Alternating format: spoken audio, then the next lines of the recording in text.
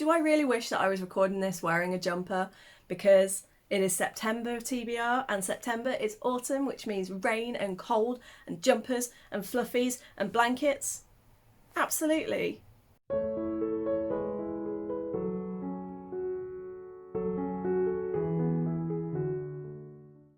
Alas, it is 22 degrees in my living room and it is far too hot to be wearing a jumper, as my last video proved, where I nearly died while filming it. If you don't know me, my name is Kirsty, and on today's video I'm going to be going through my September TBR, where I am going to try and catch up on 2 years backlog of ARCs. I have quite a lot of ARCs that for one reason or another I just haven't managed to get to yet.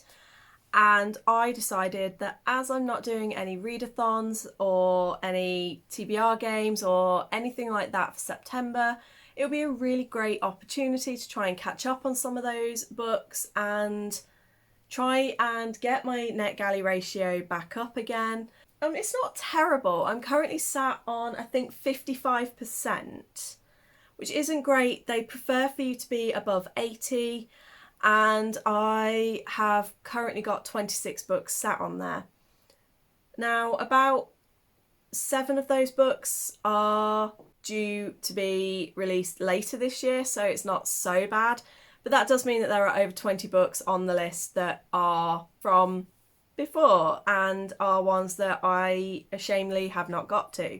There are multiple reasons. I'm going to do a separate video going into like my relationship with ARCs, as well as sort of like talking about how I get ARCs and my experience of it.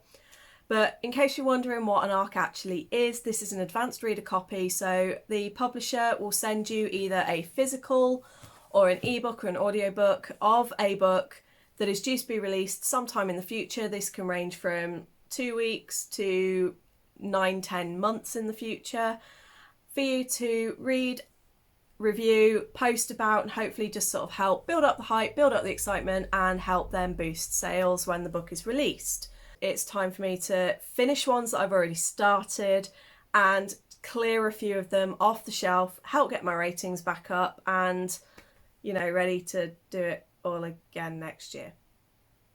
And what I've done, I've gone through Netgalley, I've picked out the ones that I'm still most excited for or have already started. I've got 3 physical ARCs, and I also have 1 book that is not an actual ARC that I do need to get to for another reason. So I'm going to start with that book, The Death of Vivek Oji by Kweki Emezi. This one's set in Nigeria and it follows Vivek, who has died, and all that we're told is they burned down the market on the day that Vivek Oji died. I think this is LGBT. I think.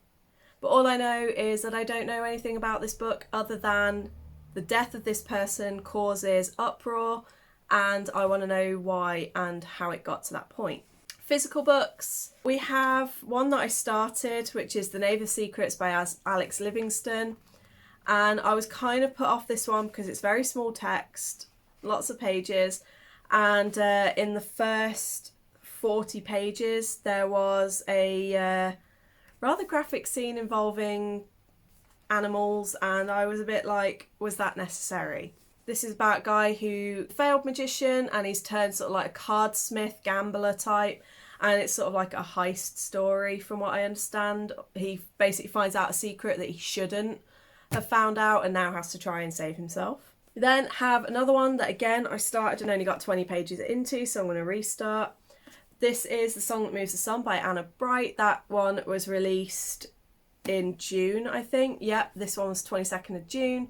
So I'm kind of annoyed that I didn't get to it, even though I did start it a month ahead. These 2 friends who are kind of just like, their lives are falling apart in different ways. And then they meet these 2 guys who have access to magic and things just start to change for them, but they unlock some secrets. And I think this is linked to Rome, maybe? But their story overlaps with a historical story as well, and I'm not sure about that aspect, but I did like The Beholder by Anna Bright, so I'm hoping I'll enjoy this. And then the final ebook, physical book, is one that actually isn't out until January of 2023, and that is The Agency for Scandal by Laura Wood.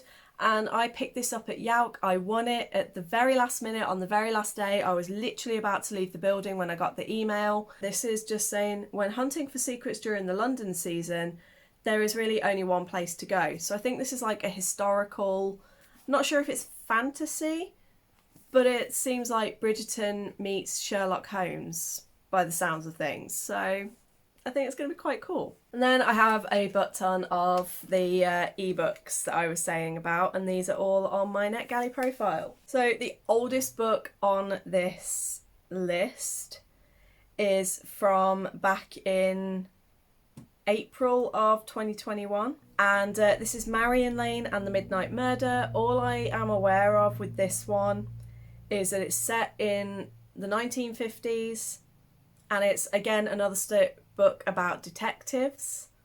So I think there's going to be a little bit of similarity between that and the Agency for Scandal. But this is the one that I'm going to prioritise getting to first, because at least the other one I've still got like 8 months to get to.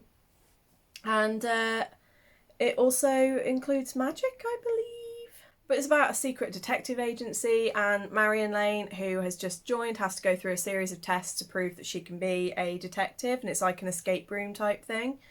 So I'm thinking that it's going to be pretty good. Next up, I really need to finish this one, The Path to Kindness, which is a collection of poetry that I started, was really loving, and then I hit a really bad mental block and haven't gotten around to it since. And that was due out in April. I think I started it in May. Unfortunately, I was a bit late, but I was really enjoying the poems that I read, and I've got like notes that I was making as I was going. So I do want to get around to finishing this one. We then have Nettle and Bone by T. Kingfisher, which I'm probably not going to do in September. This one's probably going to come up in October. However, I did mention in my autumnal reading that I think will be released after this. This does feature, and it has a possessed chicken demon thing. Definitely fits seasonal. Next up with like the seasonal, where I was saying before, I like dark retellings in autumn. I don't know why, I just get very autumnal vibes from them. And we have a dark Peter Pan retelling called Darling Girl that was due out in June. And it follows Wendy Darling's granddaughter. She's an adult in this as well, so it's an adult retelling, which you don't get very many of in my experience. But her daughter gets taken, and she has to follow her into Neverland to find her and bring her back. It's very dark and very twisty, so I think this one's gonna hurt a little bit. The final book that I've chosen for this month, even though there are still plenty more that I could mention, but the final book that I'm going to get to, and I will get to because it's due out on the 15th of September, and it's my most anticipated read, was Glow by Raven Kennedy. This was probably second jointly with Gallant, which I still haven't got to. But it's The Sunbearer Trials by Aidan Thomas. I cannot wait to get to this. I screamed when I got accepted for it. I didn't think I was going to. I've also applied to join a blog tour for it, but I don't think, well, I've not heard from them yet, and I assume that by now they would have contacted me, but I would have got a physical copy of the book, and that would have been even better. But this follows Teo, who is picked to do this tournament that he was not expecting to get picked in any way, shape or form. He thought it was going to be all the other great people, not him. Like, it follows the children of the gods and goddesses who have to fight in this tournament, and they have to take part in the trials, and I think it's kind of like the Hunger Games from what I understand. Yeah, it just, I don't know. I loved Cemetery Boys. I really liked Lost in the Neverwood. And when you see the cover and that, it's just so stunning, and I'm hyped for this book. I am excited, and Teo looks so cool. It just looks so good. I can't wait. So those are my picks for September. As I said, it is the month of trying to catch up on some of the arcs that I've got. The physical arcs, it isn't such a big deal because obviously I've got the books. I don't have to worry about things. But with Netgalley, as I said, every time you request a book, your percentage goes down until you've done the review and posted it, and then it goes back up. And as I said, at the moment I'm sat on 55%, and I would like to try it. I don't think I'm going to get it up to 80. That's pretty impossible to do in 1 month, but I would like to get it back up to sort of 65, maybe 70 if I can. That would be great. So I'd need to read about 8 or 10 books, which I think is doable. Like, I think there was like 8 books that I just said there. I also have All of Our Demise, but I'm thinking of saving that for October because that's got more sort of Halloween-y vibes. But yeah, that is my TBR for September. As always, there is wiggle room there that I can just pick different things if I want, and as you know, I am a mood reader as well. So every now and again I go off script and just read whatever I feel like. But hey, it's my life, I can do that.